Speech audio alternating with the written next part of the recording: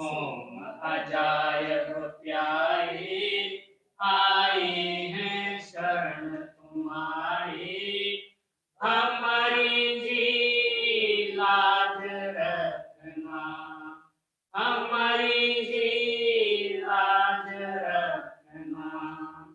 हम हैं पापी भाई आए हैं द्वार तुम्हारे, हाथ जी सदा रखना, हाथ जी सदा रखना। ओम अजायब प्यारे आए हैं शरण तुम्हारे, हमारी जी लाज रखना, हमारी जी लाज रखना। ओम अजायब प्यारे आए हैं शरण तुम्हारे, हमारी जी लाज रखना, हमारी जी लाज रखना। हम हैं कर्मों के मारे फिरते हैं दर दर सारे, आके जी मुक्त करना, आके जी मुक्त करना। ओम अजायब प्यारे आए हैं शरण तुम्हारे, हमारी जी लाज रखना, हमारी जी लाज रखना।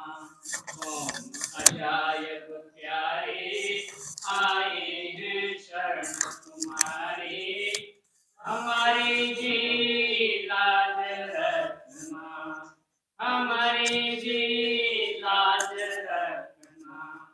छोड़े हैं सभी सहारे, लगते हो तुम ही प्यारे, हमें भी नहीं छोड़ना, हमें भी नहीं छोड़ना।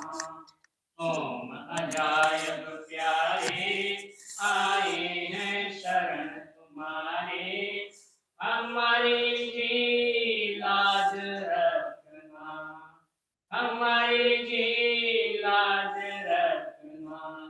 ओम अजायब प्यारे आए हैं शरण तुम्हारे, हमारी जी लाज रखना, हमारी जी लाज रखना। छोड़े हैं सभी सहारे, लगते हो तुम ही प्यारे, हमें जी नहीं छोड़ना, हमें जी नहीं छोड़ना। ओम अजायब प्यारे आए हैं शरण तुम्हारे, जी लाज रखना, हमारी जी लाज रखना। राम सिंह सदा ये पुकारे, तुम हो सतपुरुष हमारे, सदा जी दया रखना। राम सिंह सदा ये पुकारे, तुम हो सतपुरुष हमारे, सदा की दया रखना। ओम अजायब प्यारे आए हैं शरण तुम्हारे, हमारी जी लाज रखना, हमारी जी लाज रखना। छोड़े हैं सभी सहारे, लगते हो तुम ही प्यारे, हमें जी नहीं छोड़ना, हमें जी नहीं छोड़ना। ओम अजायब प्यारे आए हैं शरण तुम्हारे, हमारी जी लाज रखना, हमारी जी लाज रखना। ओम अजायब प्यारे आए हैं शरण तुम्हारे, हमारी जी लाज रखना। राम सिंह सदा ये पुकारे,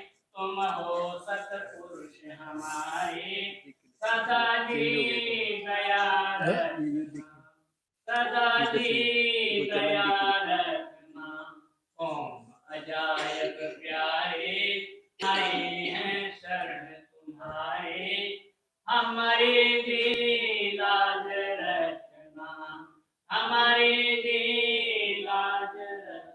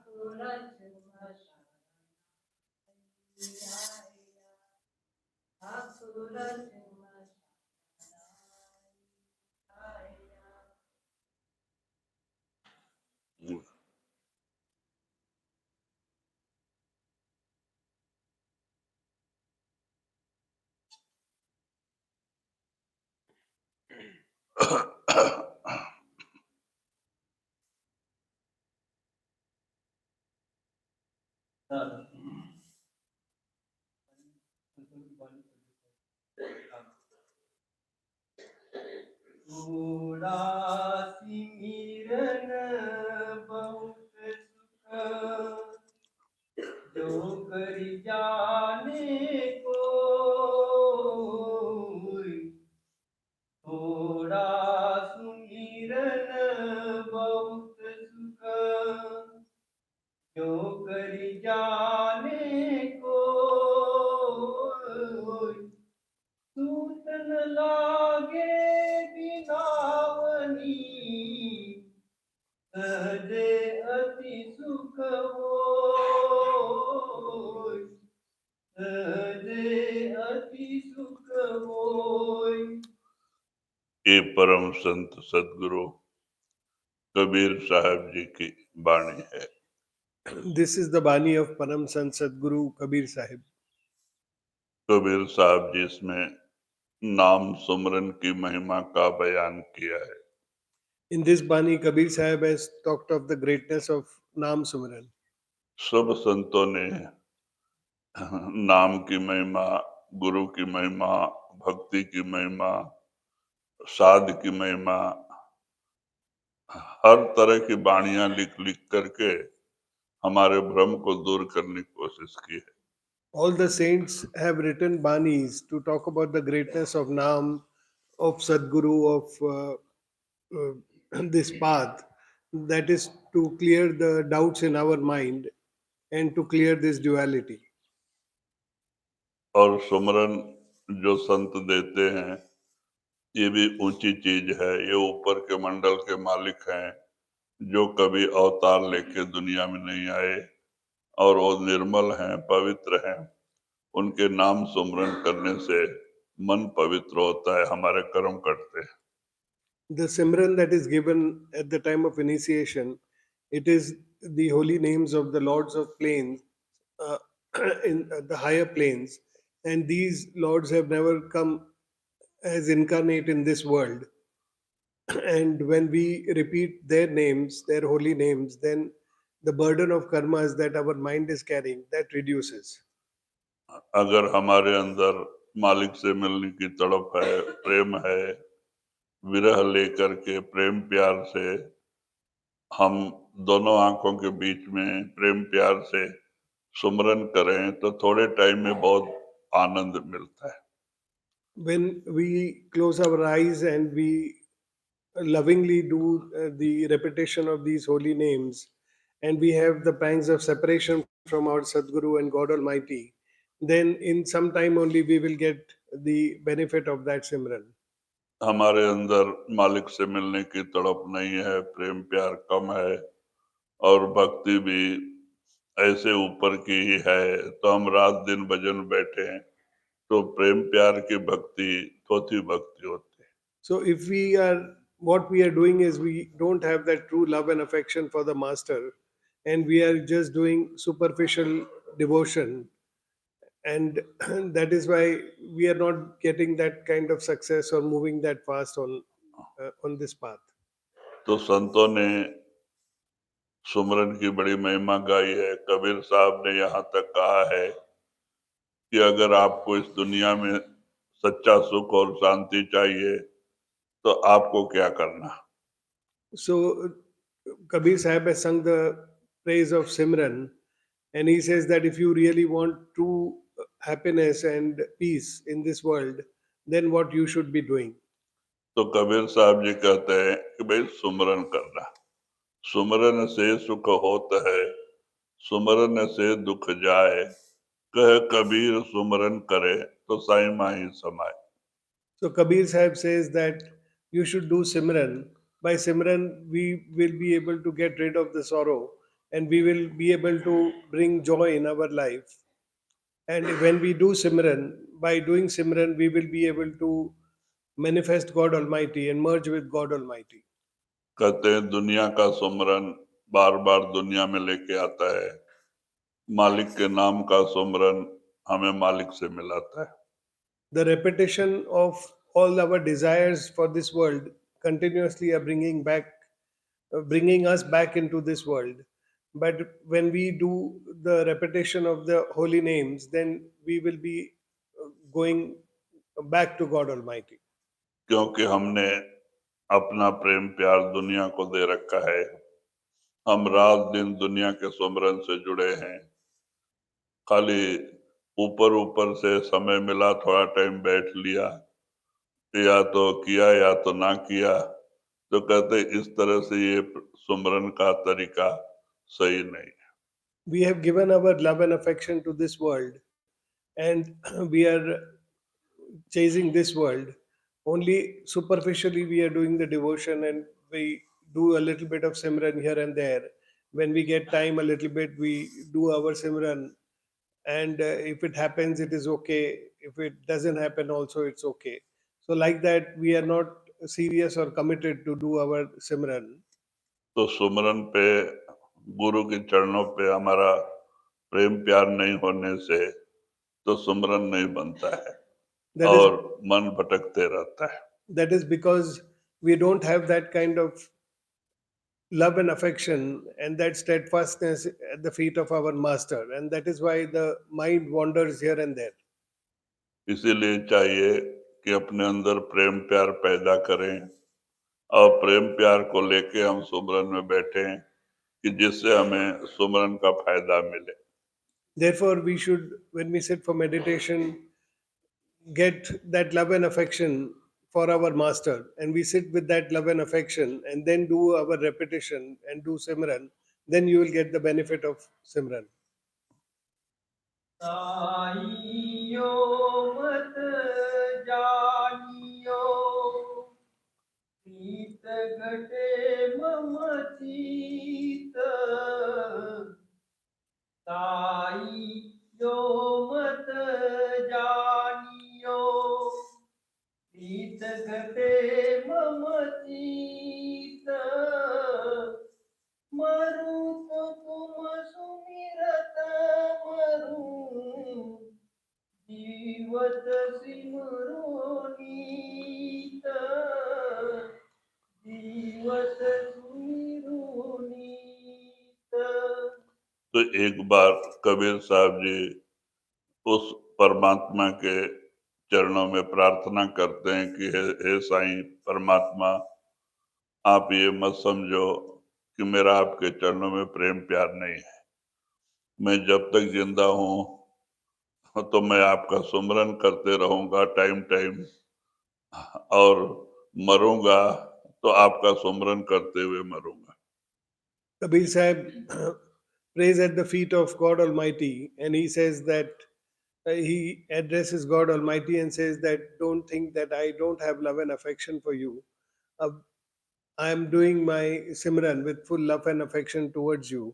And when I die, also, I will have that love and affection, and I will die doing that Simran.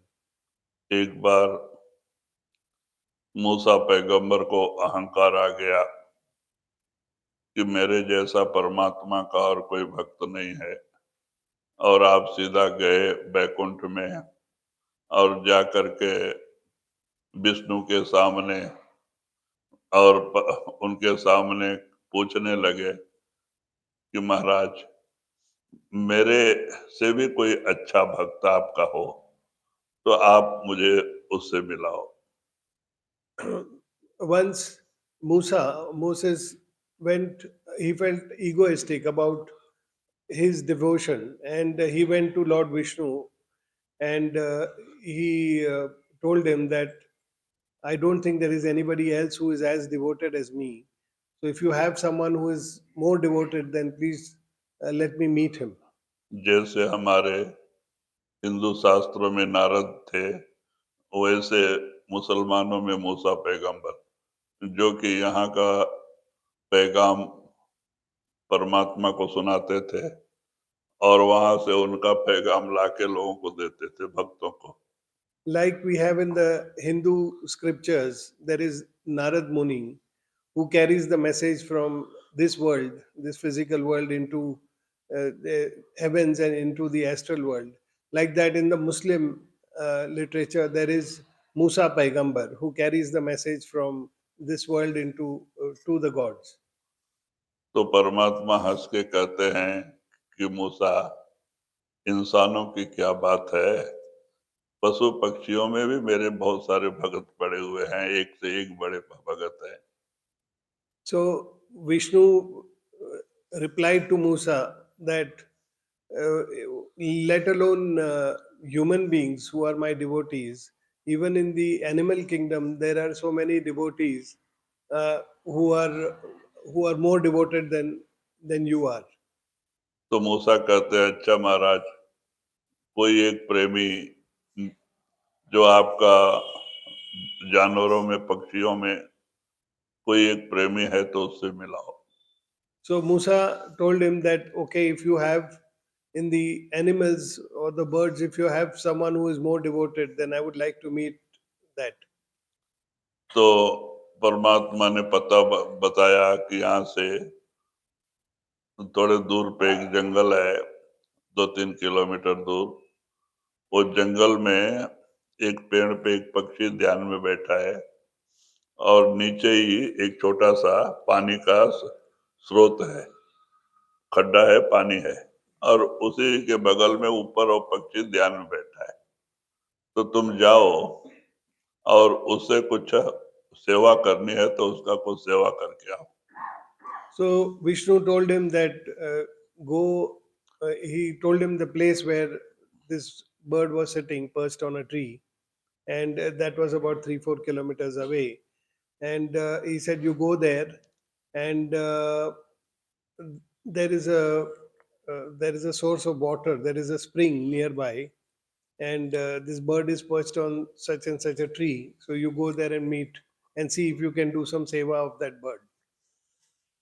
तो मूसा वहां जाते हैं, जाके देखते हैं तो एक छोटा सा तालाब था, और थोड़ा दूर पे वो पेड़ भी था। वो पेड़ पे एक पक्षी ध्यान में बैठा हुआ था। तो उसको देख के मूसा हाथ जोड़ के प्रार्थना करते हैं कि हे पक्षेश्वरा, अगर आपकी मैं कोई सेवा कर सकूं तो आप बताओ। So Musa went there and with folded hands in the language of that bird, he said that please let me know if I can do any seva for you. हाँ, पक्षी कुछ नहीं बोला। फिर हाथ जोड़ के प्रार्थना करते हैं कि मुझे परमात्मा ने भेजा है आपकी सेवा के लिए, आप सेवा बताएं। So the bird did not say anything and it kept its eyes closed.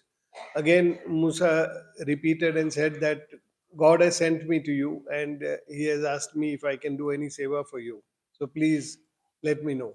तो पक्षी कहता है कि मूसा, मुझे मालूम है परमात्मा ने भेजा है, नहीं तो मुझे किसी से बात करने को टाइम ही नहीं है, मैं तो हमेशा उसके ध्यान में रहता हूँ। So the bird told him that yes, Musa, I know that you have been sent by God Almighty, by the God, and I spend all my time in His devotion. So I don't have otherwise any time to speak to anybody. तो कहता है कि अगर आप हमारी सेवा भी करनी चाहते हैं तो ये जो तालाब है इसको मेरे सामने लाके रख दो, और मैं जब चाहूंगा ध्यान करते करते पानी पी लूंगा और अपने ध्यान में मस्त रहूंगा, क्योंकि मुझे वहां से वहां जाने में उतना हमारा सुमरन टूट जाता है। So that bird told Musa that if you insist that you have to do some seva for me, then there is this source of water, this pond, for which I have to go and drink and quench my thirst intermittently. And my Simran gets disturbed whenever I have to go and drink that water and come back. तो So if you can do anything, you bring that source of water closer to me. वो पेड़ के ऊपर लाके रख दो। तो मूसा कहते भाई ये तो होने वाला नहीं है, इतना बड़ा पानी का जो तालाब लाके आपके पेड़ पे रख दे, ये कैसे होएगा? So the bird told him if he could do this seva of bringing that pond of water on the tree itself, so that it could drink water there itself. But then Musa said that is not possible. I cannot bring such a mass of water and keep it on the tree. तो फिर वो पक्षी कहता है कि अच्छा फिर आप जाओ, आपसे कोई और सेवा नहीं है, क्योंकि मैं तो रात दिन उनके सुमरन में ही मशगूल हूँ, मुझे इतना टाइम कहाँ कि मैं आपसे वाद विवाद करूं, आप लौट जाओ, जब आप ये काम नहीं कर सकते हो तो आप जाओ। So then the bird told him that if you cannot do this work, then it is okay, you can return, because then I don't have the time to talk to you. I don't need any other help. तो ये भावना पक्षी के अंदर देख के मूसा को बड़ा झटका लगा कि मैं सोचता था कि मैं ही परमात्मा का बड़ा भक्त है, ये तो हमारे से कई गुना बड़ा निकला, जो कि पानी पीने जाने तक इसका सुमरन टूटता है, उसको भी दुख हो रहा है इसको, और हमारे को तो सारा सारा दिन बीत जाता है, एक दफा कोई दुख होता ही नहीं। So then Musa felt very humbled by this, because then he realized that this bird is a much greater devotee. It doesn't even have, it cannot stand the break of that Simran for even those few minutes for which it has to go and drink water. And whereas in his case, there could be days in which he would not remember about his God. So he felt very humbled by this devotion of the bird. तो कहते हैं कि इस तरह से उस नाम सुमरन से प्रेम प्यार हो जाए, हाँ, कि एक तिल प्यारा बिसरे जानो बरस 50। एक सेकंड भी अगर सुमरन बंद हो जाए, मालिक से दूर हुए, तो समझो मेरा 50 बरस वेस्ट हो गया, माने इतनी तड़प पैदा होनी चाहिए। So that should be the kind of pangs of separation that we should have when we are doing Simran, even momentarily when we stop doing that Simran, it should feel like 50 years have passed by. कहते हैं इस तरह का प्रेम प्यार अगर नाम से हो जाए, तो वो मालिक कहीं दूर नहीं और गुरु भी कहीं दूर नहीं, वो तुरंत दरवाजा खोल देता है और दर्शन दे देता है। So when we have that kind of continuity in our Simran, then God Almighty is not far away and the Sadguru is not far away. He opens the doors immediately. जप तप संयम साधना सब सुमिरन के माई। जप तप संयम साधना सब सुमिरन के माई। कबीर जाने भक्त जन सुमिरन सम कुछ नाई। सुमिरन सम कुछ नाई। तो कहते हैं कि आप प्रेम प्यार से उस मालिक का स्मरण करते हैं, तो उसी में जप तप और बाकी जितने भी साधन हैं, सब उस स्मरण के अंदर ही आ जाते हैं। So Kabir Sahib says that everything is contained within Simran. Whatever japas one does, whatever tapas one does, whatever austerities one does, or other methods one adopts, all that is contained within Simran. तो सुमरन में सब फल प्राप्त होता है। तो इसीलिए महात्मा कहते हैं कि एक गुरु के भक्ति में सबकी भक्ति जस समुद्र सब नदी समा जा। कहते हैं एक गुरु के भक्ति में सबकी भक्ति आ जा, सारे देवी देवताओं की भक्ति आ जाती है। जैसे एक समुद्र जो है वो सारे नदियों का माँ है। सब नदी बरसात के रूप में पैदा होती हैं समुद्र से और फिर मिलती हैं जाके समुद्र में। तो कहते हैं कि अगर 68 तीर्थ का फल चाहिए तो जाके समुद्र में डुबकी लगा लो। So saints say that in the the benefit of Simran is in Simran, all the practices, all the methods are all included in Simran. When we do Simran, we get the fruit of all the kind of devotion, all the methods of devotion one may do. It is like the ocean. Whatever 68 pilgrimages are there in different places, if you go and take a dip in the ocean, that ocean contains the water of all the rivers, and all those 68 pilgrimages, the benefit of those pilgrimages will be contained in that one dip in the ocean. गुरु अमरदेव जी को 70 साल की उम्र में गुरु मिले, और जब गुरु के पास गए, क्योंकि उन्होंने 22 साल तीर्थ यात्रा किया था, 22 साल लगातार, 2 बार, वर्ष में 2 बार, 22 साल लगातार तीर्थ करके भी कहते हैं कि वो ब्रह्मचारी साधु जो हरिद्वार में मिला, उसने जो कुछ बोला तो इनके दिल में बहुत लग गया, और कहते हैं, अरे गुरु के बगैर इतने साल मैं तीर्थ व्रत किया, उसका कोई महत्व ही नहीं। तो वो नाराज होके चला गया घर से खाना छोड़ के, लेकिन इनको नींद नहीं आई। तो सवेरे वही इनके घर में भाई के लड़के से ही अंगद देव जी की लड़की ब्याही थी, तो वो सवेरे उठ के गुरु ग्रंथ साहब का जप जी का पाठ किया करते थे। रोज तो नहीं सुनते थे पहले, लेकिन उस दिन रात भर नींद नहीं थी, बड़े प्रेम से सुना। तो उसमें क्या था? नाम महिमा गुरु महिमा, नाम महिमा गुरु महिमा। Guru Amardev ji also got his master at the age of 70.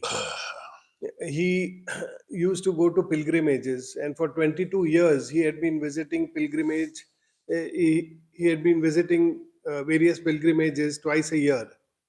And once it so happened that he met a sadhu who opened his eyes, and he realized that all these years that he has been going to pilgrimages is of no use because he does not have a master. And that sadhu refused to eat in his house and he walked away. So that disturbed Amardev ji, and that night he was awake. Now his brother's son had married Guru Angad Dev Ji's daughter, and she used to sing the Japji every day, every night.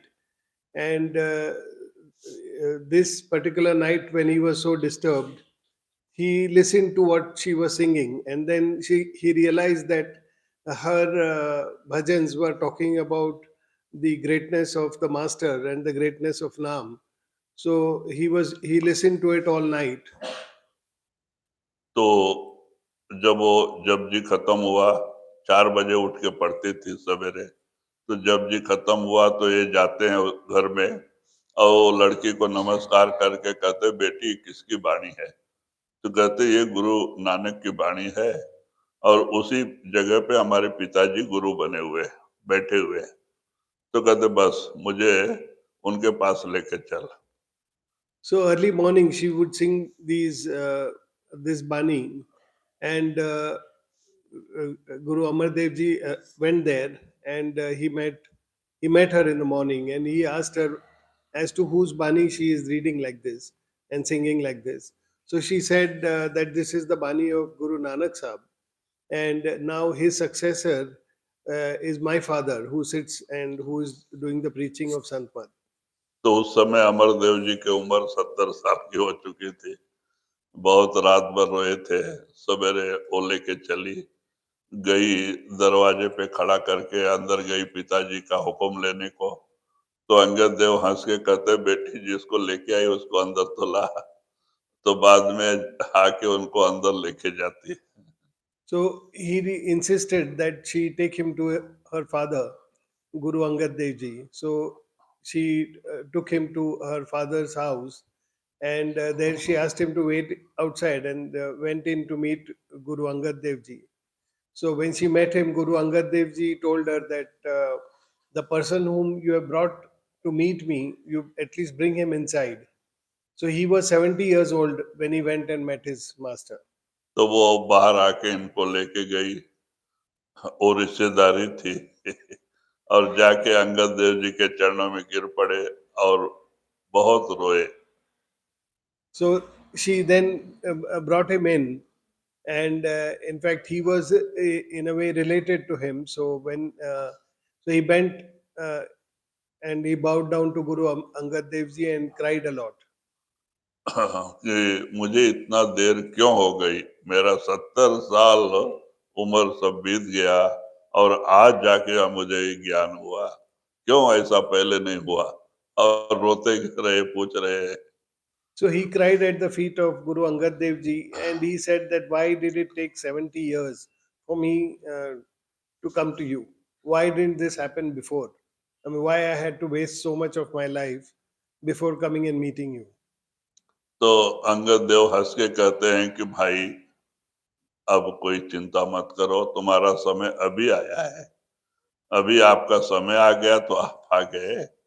हाँ, अभी इतना दिन आपका समय नहीं आया था, और जब तक कि समय नहीं आता है कोई लाख समझावे मन मानता नहीं है, लेकिन अब तुम्हारा समय आ गया है और तुम आ गए हो, तो जो भी कुछ बचा है वो नाम लेके सुमरन करो. So Guru Angad Dev Ji explained to him that now you are destined to come to me at this time only. So your time has come now, and you have come at the right time.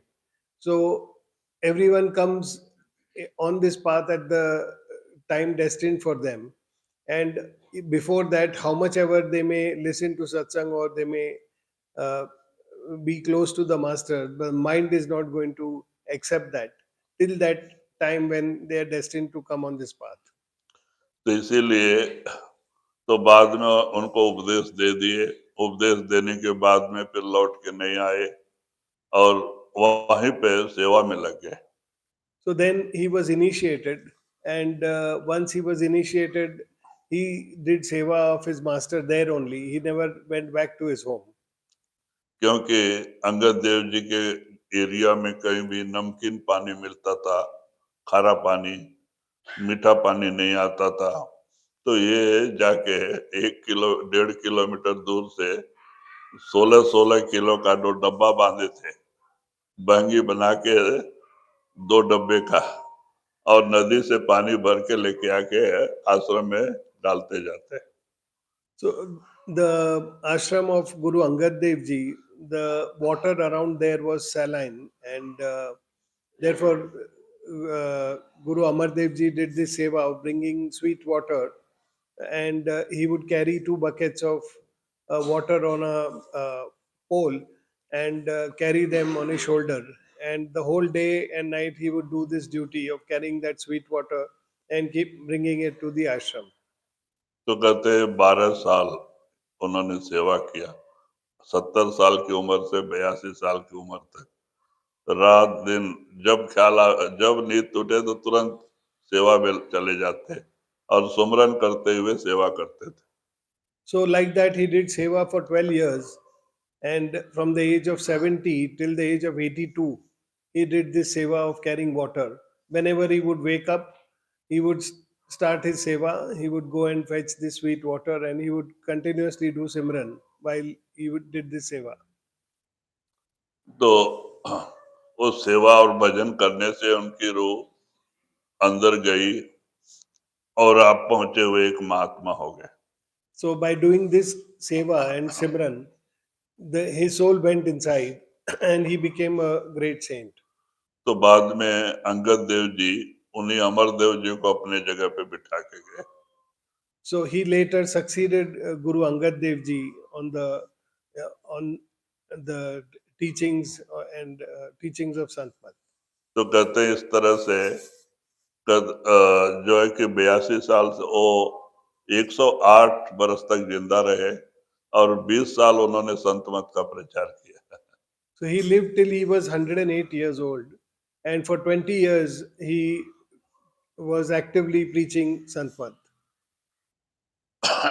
तो कहते हैं कि इस तरह से एक सुमरन गुरु भक्ति में सारे देवी देवताओं की भक्ति आ जाती है। So, in one Simran that we do, all the devotion of all the gods and goddesses, everything is contained in that Simran. सहगामी सुमिरन करे पावे उत्तम धाम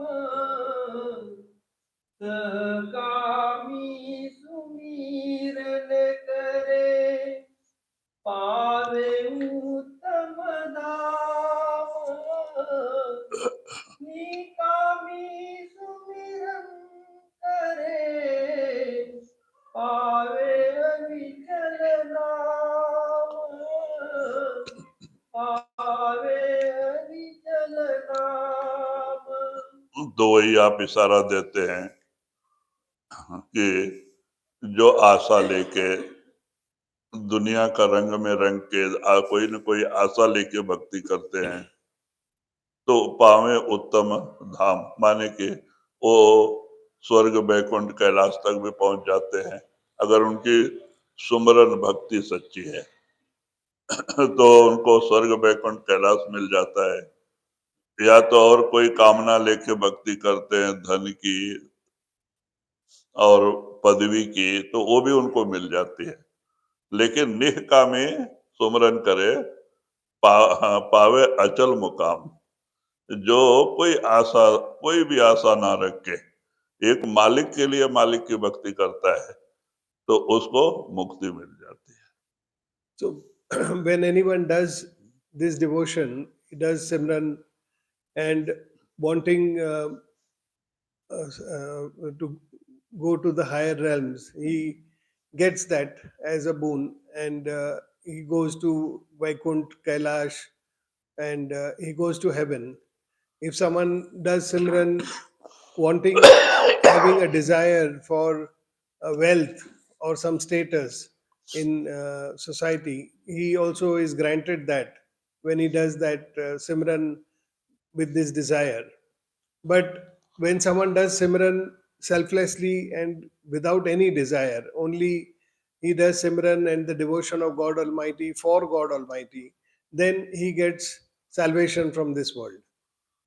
तो इसीलिए संत महात्मा भी हमें वही कहते हैं कि हमें गुरु की भक्ति गुरु के लिए करना चाहिए, गुरु से गुरु को ही मांगना चाहिए, दुनिया का सामान नहीं मांगना चाहिए, क्योंकि दुनिया का सामान अशाश्वत है जिसका संबंध कर्म से शरीर से है और शरीर के साथ यही रह जाता है। तो हमारा इतना दिन का किया कराए भक्ति सब इधर ही रह गया, हमारे साथ नहीं जाता है। So saints say that you should do your devotion for the Sadguru, asking for Sadguru, and you should do it without any other desire. Because when we do our devotion for some other desire, something in this world, then that wealth or whatever we are asking for, that even if we are granted that, it is associated to our body, it is associated to this world, and it is not permanent. So eventually, when we die, we have to leave that behind and go. So that devotion gets wasted on those non-permanent kind of desires that we are pursuing. क्योंकि कोई न कोई कामना लेके आशा लेके करते हैं तो शरीर के साथ हमारी वो कामना जो पूर्ति हुई इधर ही रह जाती है। तो इसीलिए कहते हैं कि हमें निष्काम बगैर कोई आशा के बगैर कोई कामना के सुमरन करना चाहिए, गुरु से गुरु को ही मांगना, परमात्मा की भक्ति परमात्मा के लिए करना चाहिए, जिससे कि हमारा आना जाना खत्म हो जाए और हम अपने पिता परमात्मा की गोद में पहुंच सके। So we should not do our Simran and our devotion with other desires of this world and wanting other things in this world, because that devotion then gets wasted on those material things which we have to leave behind. We should do our Simran selflessly and only asking for God Almighty, only asking for our Sadguru. And when we do that, then we will be given salvation from this world. So we don't have to come again and again in this world and go through this cycle of life and death. तो इसीलिए निष्काम भक्ति करना चाहिए, बगैर कोई आशा के हमें भक्ति करनी चाहिए और अपने आत्मा के उद्धार के लिए, आत्मा को इस दुख से छुटकारा दिलाने के लिए भक्ति करना चाहिए, ना कि दुनिया के झूठे सामान के लिए, क्योंकि दुनिया का सामान झूठा है, 4 दिन का है। वो सब हमारे शरीर से संबंध है, कर्मों से है, लेकिन आत्मा से नहीं है। So we should not do our devotion with any want here, any wish for anything here. We should do it without any desire, and we should do it for our soul, for the soul to be free from this bondage, for it to go back to its true home, and not carry any kind of desire or any other wish for this world. हम तुम्हारो सुमिरन करे, तुम मोहि चितवत नाई। हम तुम्हारो सुमिरन करे, तुम मोहि चितवत नाई। सुमिरन मन की प्रीत है, तो मन तुम्ही माई। तो मन तुम्ही माई। तो वही वो परमात्मा रात दिन हम लोगों का याद सुमरन करता है कि ये आत्मा बड़ी दुखी है, ये हमारा बेटा है और ये हमारे पास आ जाए भक्ति करके। लेकिन हम उनकी याद नहीं करते, हम दुनिया को याद करते हैं और रात दिन दुनिया से प्रेम प्यार बनाए बैठे हैं। तो बताओ पिता से कैसे मिल सकेंगे? तो वो कहते हैं कि मैं तुम्हारी याद में हूँ और तुम दुनिया की याद में हो, तुम हमारी याद नहीं करते हो, तो हमारा तुम्हारा मिलाप कैसे होए? So he says that God Almighty is continuously thinking about you. He is thinking about how you will come back to him, and he has that love and grace towards you. But you are not remembering your God, your Father, your God Almighty, and instead you have all the desires of this world and all the wishes for this world. So Kabir Sahib says, then how will you be able to meet your Father? Because he is wanting you and he is always thinking about you, but you are not thinking about him. Instead, you are thinking about this world. तो मालिक कहता है कि जो मन में प्रेम प्यार पैदा होना था वो तुम्हारे अंदर ही है और वो दुनिया से जुड़ा हुआ है। तो बताओ मैं किससे प्रेम प्यार करूं? So he says that that love and affection which you were to have for God Almighty, for your Father, that love is there within you, but you have directed it outside in this world, and therefore he says, then how can I get that love and affection? कबीरा हरि हरि सुमिर ले, प्राण जाएंगे छूट। कबीरा हरि हरि सुमिर ले, प्राण जाएंगे छूट। घर के प्यारे आदमी, चलते लेंगे लूट। चलते लेंगे लूट। तो वही कबीर साहब कहते हैं कि भाई उस मालिक का नाम सुमरन कर लो, नहीं तो जिस दुनिया को आप अपना बनाए बैठे हो, मेरा मेरा मेरा, मेरे बाल बच्चे, मेरे कुटुंब परिवार, मेरा सामान, कहते हैं वो चलते लेंगे लूट। एक दिन ये जब श्वास बंद होने रहेगा तो कोई तुम्हारा साथ नहीं देगा। ये लोगों का साथ स्वार्थ का है। कहते स्वार्थ के सब बंधु जगत में, सुत दारा और मीत, जीव अकेला आवे जावे कोई नहीं संगीत। दुनिया स्वार्थी है। So Kabir Sahib says that you have your love and affection for all the things around you. You have this thing about me and mine. You're thinking about my children. You're thinking about my family. You're thinking about my world and my things and my possessions. And eventually, when you have to leave this, all your people, all the people whom you think are yours, they are going to take your possessions and they are going to leave you. Nobody has come, nobody has taken anything from this world. They have gone empty handed. And all the relationships that we have in this world, they are built on selfish motives of karmas. And therefore, when the soul, it has come empty handed in this world and it is going to go empty handed. And however much we associate or try to possess or have these relationships with our dear ones, but those are not permanent. Nothing of that is going to stay with us. कहते हैं जो कुछ भी जमीन जायदाद तो आपके रहते हुए उस पर कब्जा कर लेते हैं, बाकी जो कुछ अच्छा माने बचा उचा होता है वो शरीर छोड़ने के बाद लोग कब्जा कर लेते हैं। हाँ, और यहाँ तक कि एक तरफ यमदूत आके उसके प्राण निकालते हैं और दूसरे तरफ ये लोग क्या कहते हैं कि अगर कोई बड़ा आदमी मरे तो बड़ा तकलीफ होता है। ये बच्चे लोग उसके पीछे पड़े रहते हैं, किसको किसको पैसा दिया है बताओ, किसको क्या प्रामसर नोट कहाँ छुपा के रखा है बताओ, कौन सा बैंक में कितना है वो सब बताओ। उनको इधर ये और उधर वो, ये यमदूत अंदर खींच रहे हैं तो ये यमदूत बाहर। ये बाल बच्चे ये नहीं देखते कि वो जा रहा है बेचारा, अच्छी तरह से जा, राम राम कह के जा। नहीं नहीं, किधर रखा है बताओ। तो कहते हैं ये हालत है इनकी।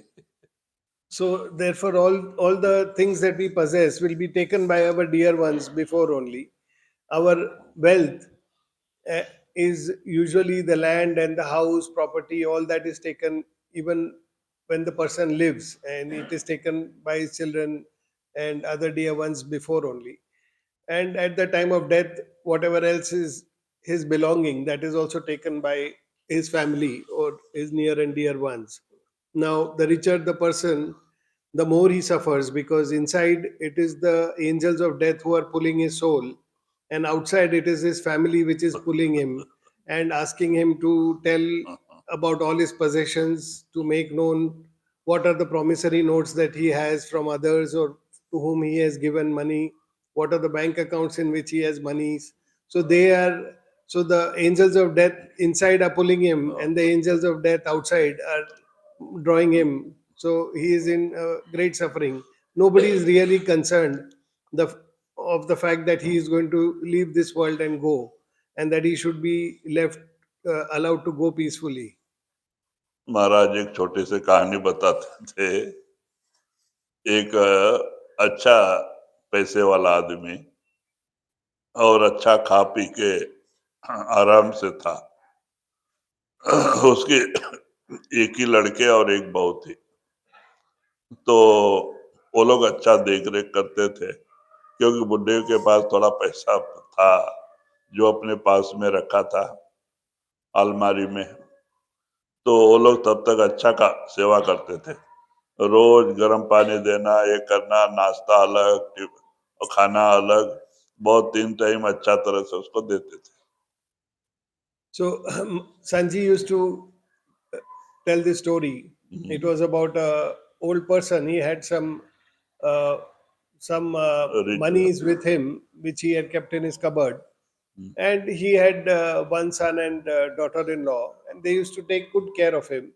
Every day he would time to time get his breakfast and hot water, and all of the other things were being looked after by them. तो धीरे धीरे उसका 75 बरस उम्र हो गया, तो सोचता है कि हमारा लड़का बहुत बहुत अच्छे है और हमें तो कोई कमी किया नहीं है, तो ये पैसा अपने हाथ में रख के क्या फायदा। मैं सब उन लोग को दे दिया तो अच्छा है, वो लोग ऐसे ही देख रेख करेंगे। So when he became 75 years old, he felt that he is being well looked after by his son and his daughter-in-law, and since they're taking good care of him, there is no point keeping that money. Instead, he should allow them to use the money, so they will use it properly. This is what he thought. तो एक दिन क्या किया उसने, लड़के बहू को बुला के और अपने अलमारी की चाबी भी दे दिया कि देखो बेटा, मेरे पास जो कुछ भी है सब इसी अलमारी में है, मैं आपको पहले ही दे रहा हूँ क्योंकि आप लोग अच्छे हैं और हमारी अच्छी खातिर बातिर करते हैं। So he called his son and daughter-in-law once, and he gave the key of his cupboard, and he told them that these are all my possessions inside, and the money, etc. Both of you are taking very good care of me, and I think you will continue to do so. So I'm allowing you I'm giving this possession to you in your hands. तो उन्होंने सब जो भी धन दौलत था उसका चाबी दे दिया। अब धीरे धीरे धीरे धीरे जब वो लोग के हाथ में आ गए तो वो लोग सारा डर भय निकल गया और धीरे धीरे धीरे ये बुड्ढे के ऊपर प्रेम प्यार कम होने लगा। So once they got all the possessions, they got all the monies and everything, then gradually that kind of fear and love that they had for him, that also started reducing, and gradually all of those uh, courtesies also started reducing. तो time time क्या, कभी कभी नाश्ता बंद हो गया और गर्म पानी कभी दोपहर को, कभी ये जब टाइम मिले तब ला के देते थे और एक टाइम सुबह एक टाइम शाम दाल रोटी ला के रख देते थे। अब उसमें उसको गुजारा करना पड़ा। So the hot water that he would get early morning for his bathing, that became that he would get some time when it was convenient for the daughter-in-law or son to give to him. His breakfast stopped, and he started getting 2 meals a day. So that way, what he was enjoying started reducing.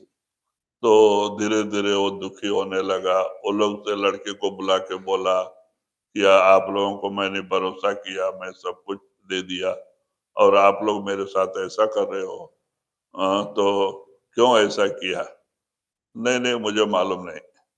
ऐसा करके वो सब अपने औरत के ऊपर छोड़े और उनका उनका ठीक नहीं था और इसी तरह से फिर वो क्या हो गया, चिंता कर करके मैंने क्या किया मैंने अपना हाथ कटवा दिया, मैंने क्या किया, इतना जल्दी दे दिया, आज मेरी ये नौबत हो गई, मुझे ठीक से खाना नहीं दे रहे हैं। इतना सब कुछ करके भी वो सब याद आने लगा और रोते रहे और दुखी होके और भी कमजोर हो गया 1 महीने में। So then he called his son and he told his son that I had faith in you, and therefore I gave you whatever I possessed. But then after I've done that, I see that you are not taking as much care of me as you were taking earlier. Now I don't get proper food, I don't get proper hot water for bath, and so many other things you people are ignoring. And then the son said, no, no, all that, everything is all okay, you don't have to worry about it. But nothing happened. I mean, that carried on like that. And in that worry, uh, that he had parted with his possession, and now he was not getting 2 square meals properly. The old man started feeling sad, and he also became thin, worrying about all this. तो 1 डेढ़ महीने के बाद में उनका एक दोस्त आया, पुराना दोस्त था जो कि दोनों की पहले से दोस्ती थी, वो घर में आया। तो इन्होंने अपने जो कुछ किया वो सब बता के रोने लगा कि मैंने ऐसा ऐसा किया, मेरी हालत ऐसी हो गई, अब मुझे कोई देख रेख नहीं कर रहा है, मुझे टाइम टाइम खाना नहीं, चाय पानी नहीं, कुछ नहीं, अब बताओ मैं कैसे जीना। So about a month and a half passed by, and one of his old friends he came to meet, and he inquired why he had become so frail and what was the problem. So this old man related the entire thing to his friend, and he told him about his problems. तो उसने सब सुना और विचार करके कहा कि अच्छा, मैं एक प्लान आपको बताऊंगा, आप ऐसा करो तो आपको पहले जैसा ही फिर खाना पीना चालू हो जाएगा. So then his friend said, "Okay, I will give you an idea. I'll tell you to do something, you follow it, and then whatever good service you were getting before, that will start again." तो उसने क्या किया, बाहर जाके एक इतना बड़ा गोला पत्थर लाया. पत्थर, 2 पत्थर लाके दिया कि देखो, नहीं, एक पत्थर लाया और 1 रुपया दिया, बंदा, और बोला देखो 2 दिन सोना नहीं तुम. वो लोग जब सो जाते हैं ना, तो तुम क्या करना, वो पत्थर पे पैसा मारते रहना, सारा रात भर मारते रहना, और टन टन टन आवाज आना चाहिए, तो उनको सुनाई देना चाहिए, ऐसा मारते रहो. तो फिर देखो तुम्हारा 3-4 दिन में फिर चालू हो जाएगा, जो रूटीन पहले था वही हो जाएगा. So that his friend the next day brought him one stone and one coin, and he said that now what you do is don't sleep for 2 days, 2 nights, and in the night you take this coin and you bang it on that stone. It should be loud enough so that they can hear it in the next room, and you keep hitting that coin on the stone, keep banging it, and that sound of that coin should be heard by them. Now, whole night you should do this for 2 nights without fail. And then, if you do this, then all the routine that you had earlier will restart. और कहीं तुम बाहर जाने लगना पेशाब के लिए, बाहर कोई और लिपटने के लिए, तो घर में ताला मार के जाने का, और घर में किसी को आने नहीं देना, नहीं तो तुम्हारी पोल खुल जाएगी. And then, whenever you leave the room, you should make sure that you lock the room and not allow them to get inside your room when you're not there, because then your secret will be open. तो बाद में उसने ऐसे ही किया, रात 2 दिन ton ton ton बजाते गए. एक दिन पूरा लोग सुनते रहे. दूसरे दिन औरत कहती, अरे अभी मालूम नहीं वो बुढ़ा जमीन में गाड़ के रखा था क्या, वो सोने चांदी के सिक्के हैं, रात भर गिनता है, मालूम नहीं कितने होंगे, अगर हम लोग सेवा नहीं करेंगे तो दूसरे को दे देगा, तो क्यों नहीं हम लोग ही लेने का. तो बोलता है फिर सेवा करो लड़का. और फिर वो फिर 10-15 दिन के अंदर वो मामूली हो गया खाना, फिर गर्म पानी सवेरे आने लग गया, नाश्ता अलग अलग, टिफिन, ये कहीं भी जाए ताला मार के जाए, और बाहर जो पुराना चिंदी उंदी कपड़ा पड़ा रहता था वो सब लेके आता था, और वो पत्थर को लपेटते जाते रहता और एक कोने में डाल देता था. So, so that way, when he did this practice, he was hitting that coin on the stone and making sound.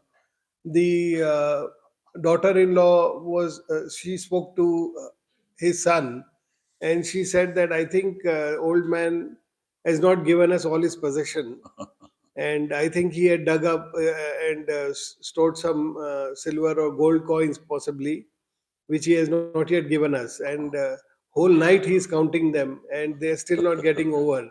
So he must be having lots of gold and silver coins inside. And if we are not going to take care of him properly, then perhaps he may donate those to someone else.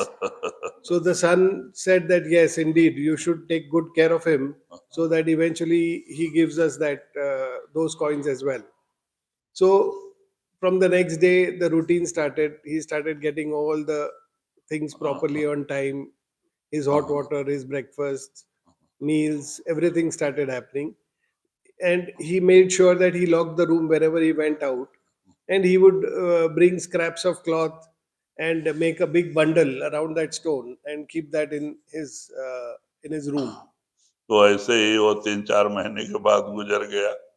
बुढ़ा जब मर गया तो ये लोग विचार करते हैं कि पैसा बहुत ज्यादा है, कहीं दूसरे लोगों को पता नहीं लगे, तो इसलिए सब लोग आके जाने दो रिश्तेदार, और इसका क्रियाकर्म करने के बाद में जब शांत हो जाएगा वातावरण, तब रूम खोलेंगे। और उसको डबल ताला मार दिया। So that old man later, after about 3-4 months, died, and his son and daughter-in-law felt that okay, let us not open that room and show that wealth to the other relatives. Let us complete all the rituals and his final rites, and after everyone has left the home, only we will open that bundle and take all those coins. So they also put another lock on his room. तो बाद में जब और रिश्तेदार लोग भी आए गए, सब जो भी क्रियाकर्म था 10 दिन का पूरा हुआ, और सब लोग जाने के बाद में जब वातावरण शांत हो गया, तब वो लोग कहते हैं कि चलो आज रात को खोलेंगे। तो वो लोग दो ही पति पत्नी रहने के समय रात को जाके दोनों ताला खोला, और खोल के अंदर गए, सब ढूंढने लगे। तो खाट के नीचे कोने में इतना बड़ा गट्ठर दिखाई दिया, वो इसमें है। वो पुराना कपड़ा लपेटते रहता था, तो 3-4 महीने में इतनी बड़ी गट्ठर हो गई थी वो। अंदर वो पत्थर और 1 रुपया। बाद में उसको निकाल करके वो देखते हैं, तो खींचते हैं, जितना खींचे उतना पुराना कपड़ा आ रहा है, और लास्ट में ये गोला पत्थर और रुपया नीचे गिरा। अरे अरे, बुड्ढे ने तो ये युक्ति किया, ये बाजार और कोई धन भी नहीं है। तब जाके उनको पता चला। So that way they waited for all the relatives to leave, and gradually all the relatives left. And the following night they said, "Okay, now let us open the old man's room and take those coins and count them." So when everyone had left, they opened those locks and went inside. Now the old man had kept all those shredded old clothes and made a big bundle of them and put them below his bed. So these people felt that, oh, that is the big bundle that has all the money. And they took out that bundle to count the coins. And when they opened it, they found rags inside, all old clothes, and they kept removing all the old clothes and finally found that stone and one coin. And they realized that, oh, that old man has played a trick on us. तो कहते इस तरह के लोग हैं जिनको हम सच्चे मानते हैं। तो कहते हैं कि स्वार्थ के सब बंधु जगत में, सुत दारा और मीत, जीव अकेला आवे जावे कोई नहीं संगीत। कहते हैं दुनिया स्वार्थी है, दुनिया का फाउंडेशन स्वार्थ के ऊपर बना हुआ है। यहाँ पे स्वार्थ से ही सब खेला चल रहा है। So that way, there are these people. We may feel that we have all our near and dear ones, but the saints say that the spouse and the child and children and all the brother and the relatives all these relationships are built on selfish interests. The foundation of the relationships is is a selfish motive, uh, and that is how the karmas work. So finally, the saints say that everyone ultimately comes into this world and goes from this world empty handed. None of these relationships go with him. He comes empty handed and leaves empty handed. अगर अपना कोई है तो एक सदगुरु है जो नामदान, 1 पैसे की आशा किए बगैर नामदान देता है। हमारे बड़े बड़े कर्मों, नरकों में ले जाने जैसे कर्मों को अपने ऊपर लेके काल को हिसाब देता है, हमको नरकों से बचा लेता है। और अंत समय में जब ये जीव शरीर छोड़ता है, वो बड़ा कठिन समय होता है। उस समय आ करके सामने खड़ा होके दर्शन दे के उस आत्मा को ऊपर के मंडल में ले जाता है, और वहां भी साथ निभाता है। जो कहते हैं वो अपना है, जो यहाँ और मरने के बाद वहां साथ निभाए। So there is only one person in this entire cosmos that is with you. That is your master, because He selflessly gives you initiation without the expectation of one naya paisa. And with that, he takes care of you in this world also. And when at the time of death, which is a very difficult time that the soul goes through, he is there, he gives his darshan and makes that departure easy. And thereafter, he handholds that soul till he takes the soul back to God Almighty. So there is no one else who helps the soul like this, so selflessly. बाकी ये सब कर्मों के हिसाब से 4 दिन का लेना देना संबंध हो जाता है, और जिस दिन जिसका लेना देना खत्म होता है तो साथ छोड़ के लोग चले जाते हैं, चिड़ियों का रहन बसेरा। ये संबंध सच्चा संबंध नहीं है, ये 4 दिन का है, झूठा है। And whatever else, whatever relationships we have in this world, those are but for a few days, and they are based on a give and take that is predestined. So when that give and take is over, when that is done, then the relationship comes to an end. So those are temporary. All those relationships are temporary based on the give and take for which we have come in this world. कोई ले लो। कबीरा हरि हरि सुमिर ले, प्राण जाएंगे छूट। कबीरा हरि हरि सुमिर ले, प्राण जाएंगे छूट। करके प्यारे आदमी चलते लेंगे लूट। चलते लेंगे लूट। राधा